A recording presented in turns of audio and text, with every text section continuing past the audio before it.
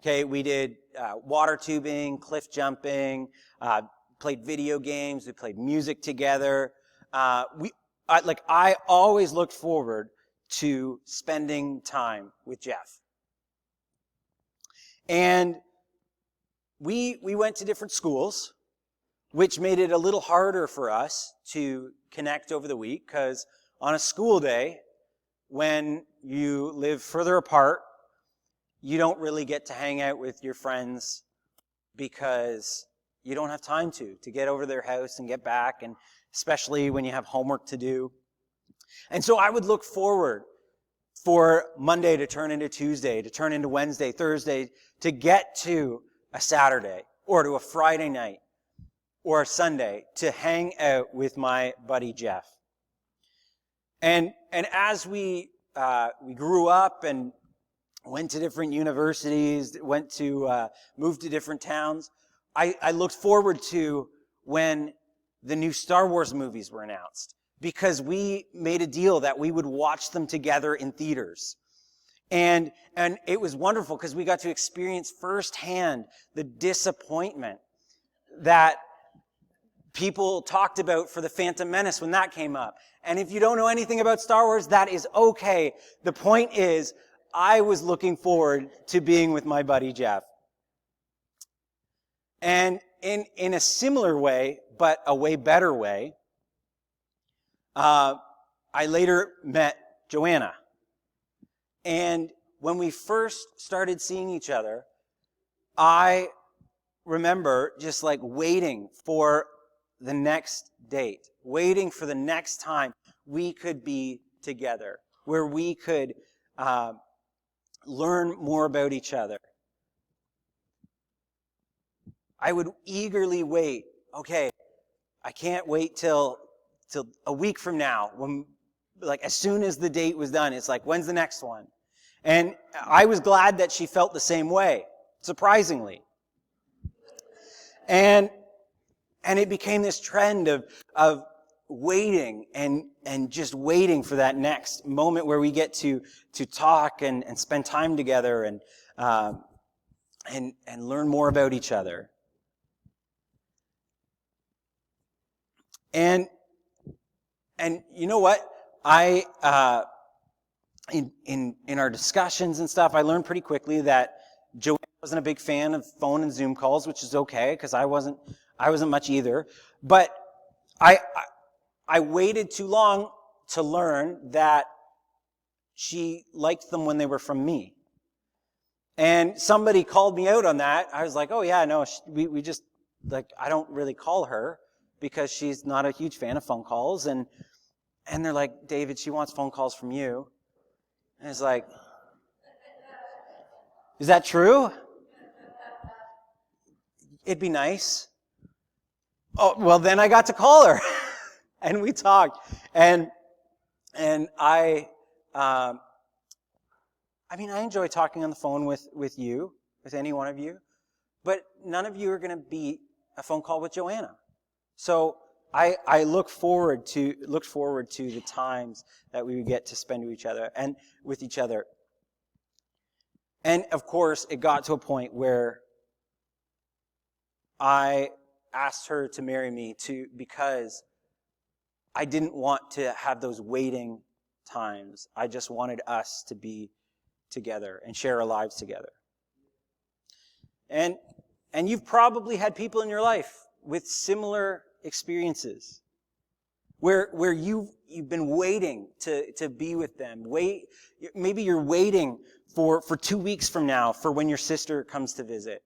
Maybe you're waiting for next week when a grandkid comes to visit. Maybe you're waiting for me to stop talking so that you can go be with your friend or family. And these are all natural desires to have. And for the most part, they're good desires to want to be with people in our lives. But too often, we neglect our deep inner desire and need for God. When was the last time that you couldn't focus on anything else other than wanting to be with God? When was the last time where you didn't care about anything else and you're like, God, I just want to meet with you right now? And every now and again I've heard that, it feels like people aren't as, I've heard, hungry for God anymore as much as they used to be. And you know what? I look at my life and I'm like, you know what? Is that an area I need to work on? Because I remember growing up and part of that was, God, I want to see you do incredible things. I remember being a teenager and waiting for that next youth night, that next moment where I would come together with other people and just worship God, just wait on God. And if I'm honest with myself, has there been a lessening in that desire? And you know what? Some days it does feel like that. And I want in my own life and in your life for us to desire God, desire to draw near to God, to be closer to Him. Now, King David wrote in Psalms 139 something very profound, especially in that day. Psalms 139 verses 8 to 10. If I go up to the heavens, you are there, he says of God. If I make my bed in the depths, you are there. If I rise on the wings of the dawn, if I settle on the far side of the sea, even there your hand will guide me, your right hand will hold me fast. See, this is such a wonderful thing that David proclaims, that no matter where he goes, God is there. And at that time, people had their own gods, and their gods were limited to kind of their area. And there was this idea that when they left a certain area, well, it was a different god, or that they could escape their god. But David knew that the God he served was real and was not limited by where he was. And it's such a wonderful truth, and yet the magnitude of that sometimes gets lost on us.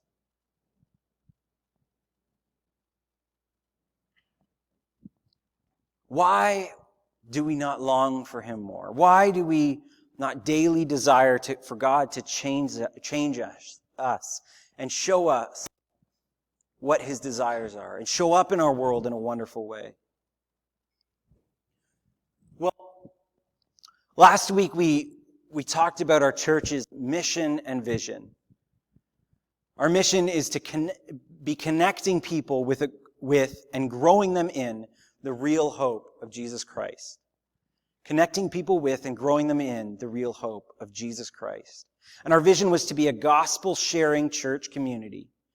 We aim to equip people to hold unswervingly in their hearts, minds, and actions to the hope of Jesus provided by His grace. And we ourselves need to know and embrace that hope and be growing in it to share it with others. And a part of that wonderful hope, probably the greatest part of that hope, it is the greatest part of that hope, is we'll read in Hebrews 10, 19 to 22. We read it last week. We're going to read it again and focus in on a part. Therefore, brothers and sisters, since we have confidence to enter the most holy place by the blood of Jesus, by a new and living way opened for us through the curtain, that is His body, and we have a great priest over the house of God, let us draw near to God with a sincere heart and with full assurance that faith brings, having our hearts sprinkled to cleanse us from a guilty conscience, and having our bodies washed with pure water. Part of the hope that we receive through Jesus is having a confidence and the ability through Jesus to draw near to God with full assurance. And through Jesus, we are reconciled to God. And I don't understand how, when I really think about it, how I can go a day without being overwhelmed by this ability to draw near to God with full assurance. And yet, I have more days than I'd wish where this doesn't overwhelm me.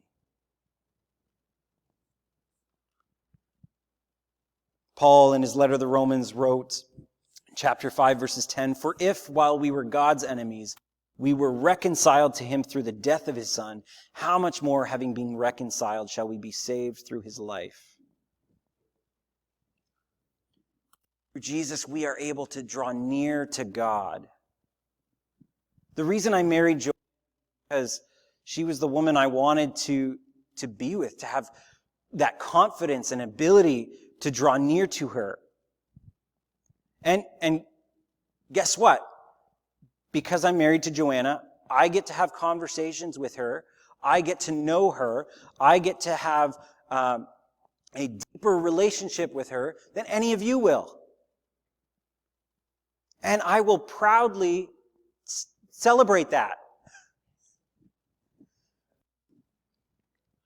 And think of it, through Jesus, we are united with God in a way that we can have a deeper relationship with him that we couldn't have had without Christ, without Jesus. See, I get to have a deeper relationship with Joanna than previous unmarried David. And through Jesus, I have the ability to have to draw near to God in a way that David before does. Too often, we settle with just understanding that we are able to draw near to God instead of actually doing it.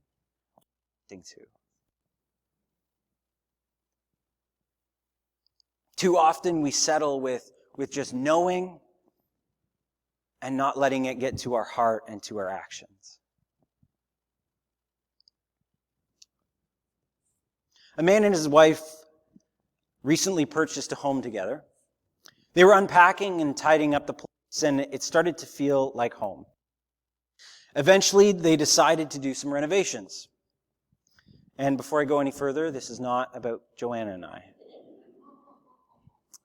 But they decided to do some renovations to bring life into their vision. Part of what they envisioned was making their house more of an open concept. So to open things up, they started tearing down some walls. Fortunately for them, very fortunately, they opened up a wall and they found that somebody had hidden stacks of cash amounting to over $400,000. And again, this is not about Joanna and I, unfortunately.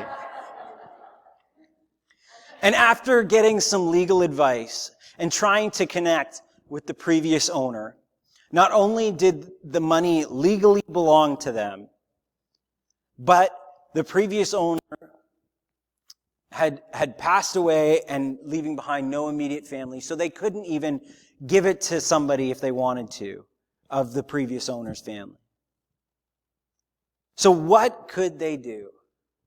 Well, they could be generous with it. They could go on a vacation. They talked about investing it and paying off their mortgage, funding the renovations they wanted to do without worrying about the stain on their bank account. And yet, after the thrill of what they had found, after all their plans they had discussed, and all that they had hoped to do with the money, they ultimately left it there and rebuilt the wall with a little doorway to access the money. Over the years, times came when they wished they had more money in their account to pay off their debts, but all the while they neglected the money that lived in their walls, closer and more easily accessed, they left the money as it was. It's a ridiculous story, right? It's ridiculous. None of us would, if we found tons of money in our walls, which I hope you do, none of us would just then build back the wall and be like, okay, it's good there. Well, I wish I had money. I wish I could do this. Wish I could do. And yet sometimes we realize that we know that we have an even greater treasure in a relationship with God. And we treat it the same way. God, I want us to have more and more and more a desire to be with you, to learn from you. Remind us daily what a privilege it is for us to have a deep relationship with you.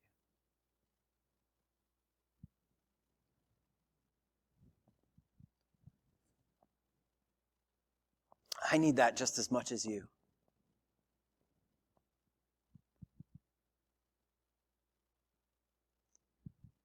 In teaching a crowd of people from a mountain, Jesus spoke these words. Matthew 5, verse 6. Blessed are those who hunger and thirst for righteousness, for they will be filled. See, the problem is not that God won't provide. The issue is that I am not always hungry and thirsty for righteousness. The issue is not that God won't provide. The issue is that I'm not always really wanting to receive what God has to offer me. We need to want it more. Not in that our wanting will finally attain it for us, but that it will enable us to actually draw near to God, to accept His offer.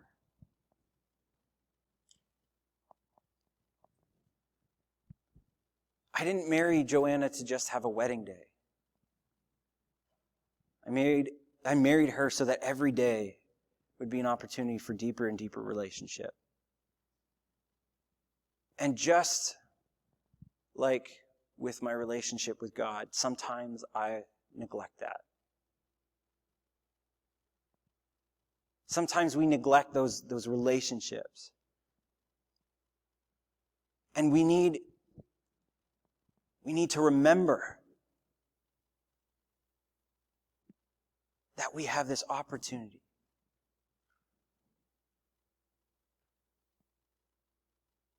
See, the reason that we accept Christ, that we accept His hope, is so that we can draw near to God.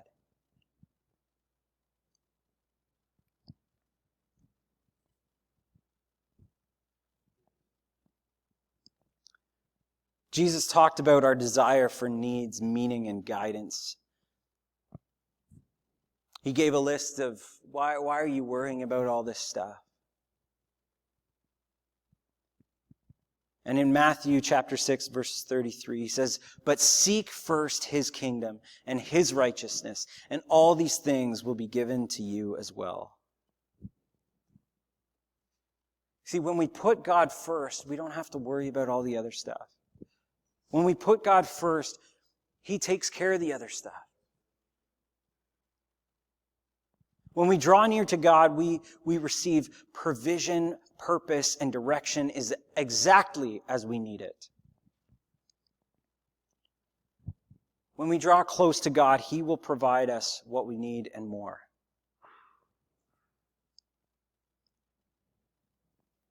You know what I've discovered over the years?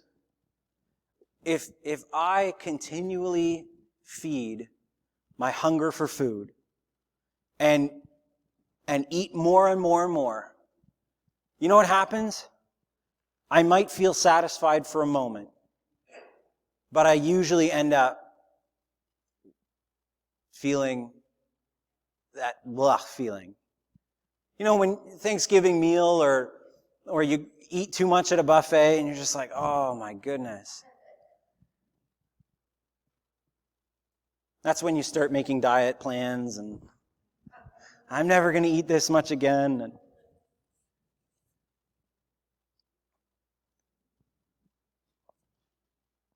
it's the same with a lot of things. You might have heard that the quote from John D. Rockefeller. He was the first billionaire of the United States, and once asked by a reporter, how much money is enough? And his response was, just a little bit more. Just a little bit more. Well, so what happens when we give in to greed? Well, we want just a little bit more. A little bit more. Still not satisfied.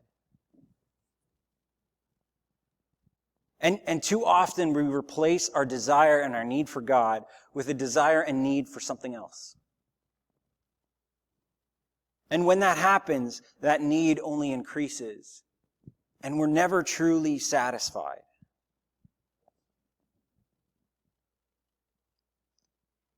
But when we first and foremost center our desire on God, to draw near to God, we will truly be satisfied. God himself will provide. Let us more and more be hungry for God. More and more be desiring to draw near to God. Because when I honestly come and say, God, I need you. God, I want to be with you. It's in those moments where I truly feel this is what I'm meant to do.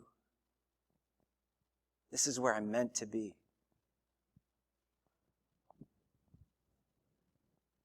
Never in my life have I ever been left unsatisfied by God when I've truly sought him over my selfish desires. When we draw near to God, he provides what we need.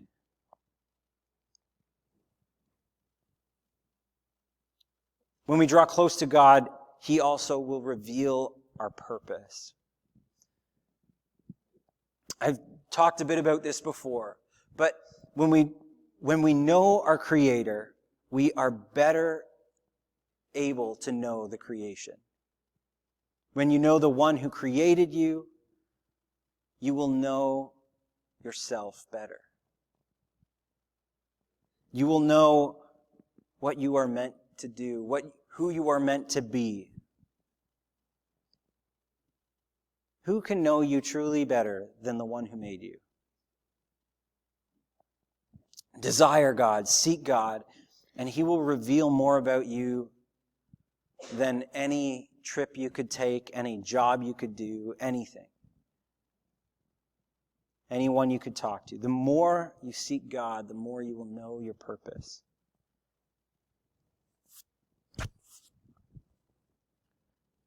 I'm going to tell you something. My purpose isn't to be a pastor.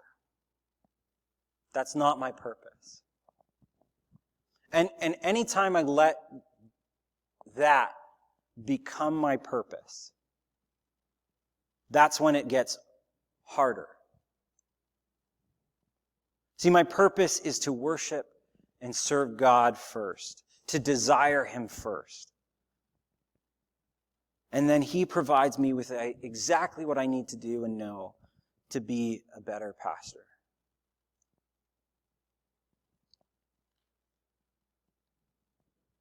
I need to desire to draw near to God more. You need to desire to draw near to God more.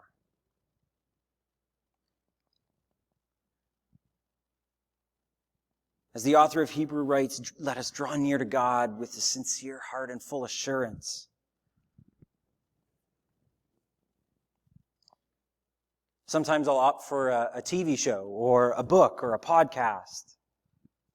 Those aren't necessarily bad things, but when I let them get in the way of me drawing near to God, they become terrible things.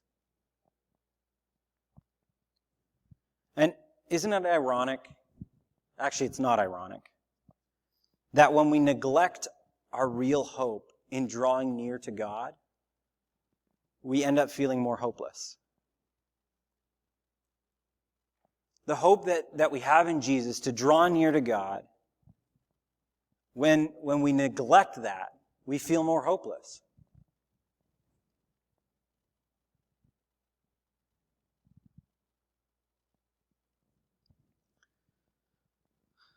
And when we draw close to God, He guides us. He gives us direction. Some of the people that have had the most impact on my life are the people that have earnestly desired to draw near to God, to know God, to seek His leading.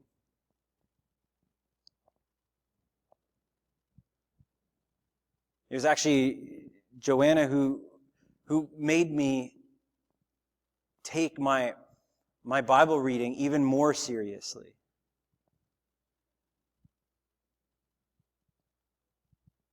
And it's others who have decided to pursue God and give up their position, their status, a secure paycheck, to go after something that anybody not following God would be like, and even some who do, would say that is a ridiculous decision. Why would you ever give that up? One person I used to work under decided to follow God's direction and to give up where they were to go and serve the homeless people in their community and to advocate for them, to speak on their behalf. And there was no security in that. There was no, he had to figure it out and trust God, that God would provide. And he would be the first person to tell you, just as he told me, that every time that he has decided to draw near to God, every time he has decided to say, okay, God, I'm going to follow you. I'm going to get closer to you. Every time God has given him the direction and exactly what he needs, if not more.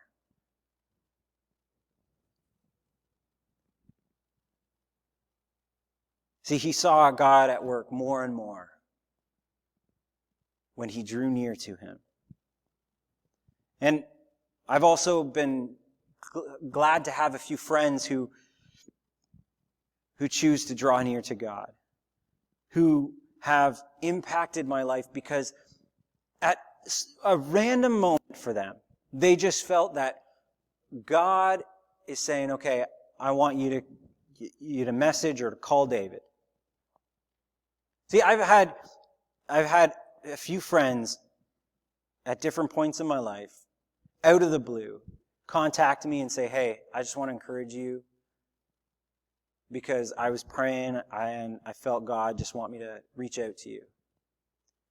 And every time, it was the exact right time for me to receive that message or call.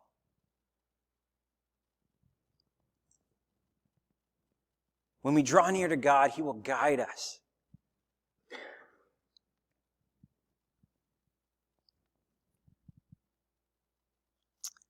Psalms 37 has some 3 verses that show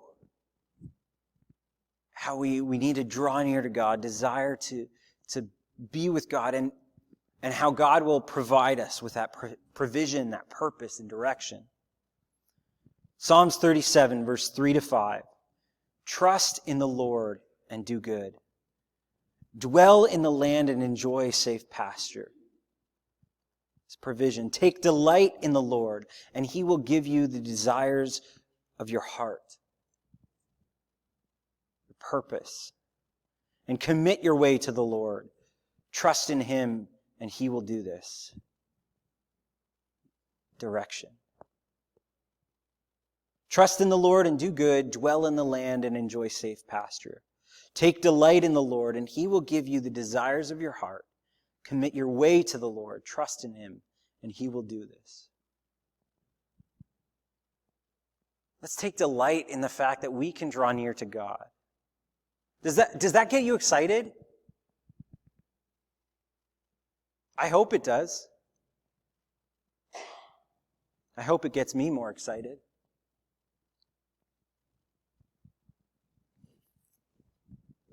Now, I'm not trying to mine for any medical history, nor am I any a medical expert by any means. Don't ask me for any medical advice. But how many of you, and you don't have to raise your hand, but how many of you have ever had a bad infection that required antibiotics? Like, I've had it a few times. And I bet you were very thankful when you, first of all, got to see a doctor. Second of all, got those prescribed medications. And I bet that the prescriptions for the requirement to take those pills as prescribed, yes, maybe it wasn't your favorite thing to do, but I bet you saw it more as a privilege than you saw it as a chore. Like, I gotta take my pill again. I'd rather be sick.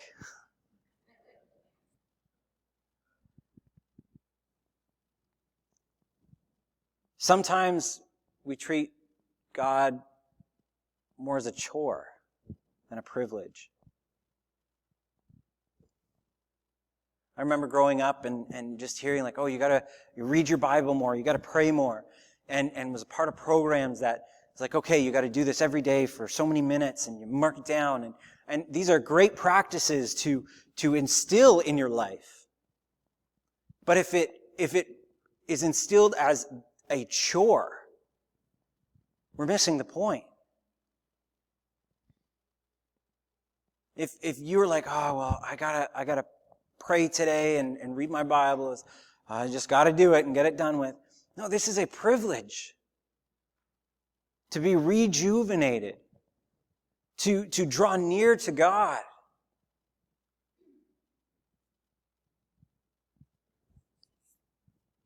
And there are days when I'm just feeling really down, or I'm feeling like, God, I really don't feel like talking to you. Or I really don't feel like reading your word. And I need to be reminded, no, this is not a chore, this is a privilege.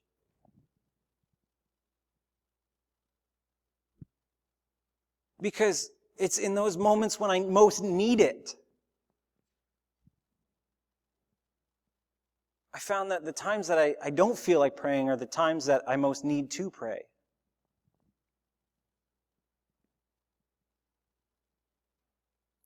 And when I finally get around my thick head and honestly approach God,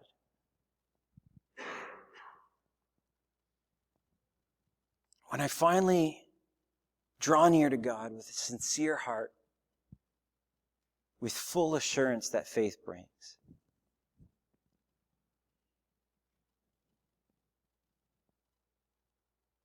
that's when I've been satisfied.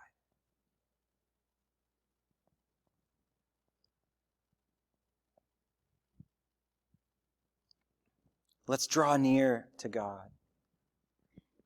Let's enjoy this privilege that we have to say, God, I just want to talk with you. I just want to meet with you. God, I want to sing to you. God, I want to enjoy washing the dishes and talking with you. God, I want to enjoy my yard work and enjoy your beautiful creation as I think of you and just speak to me through it. God, I want to enjoy my time with you this morning as I get to join with other people who want to draw near to you and worship you.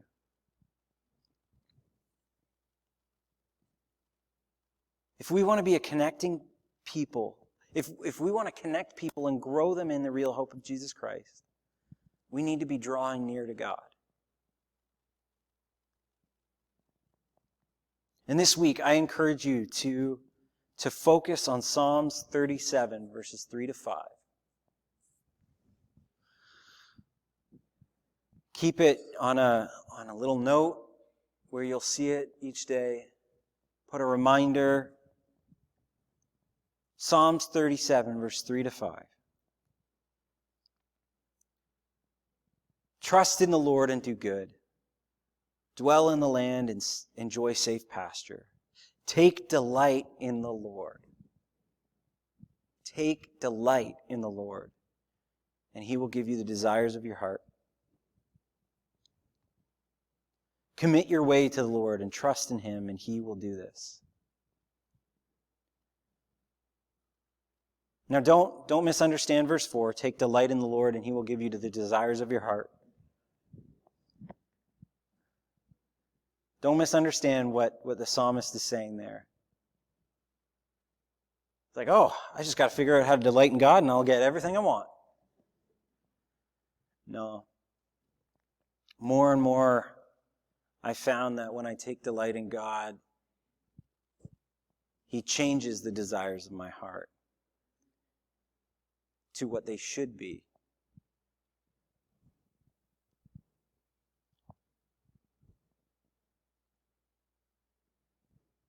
As the music team comes back up, let us not just sing with them, but let us desire God. Let the words of the song resonate in your soul.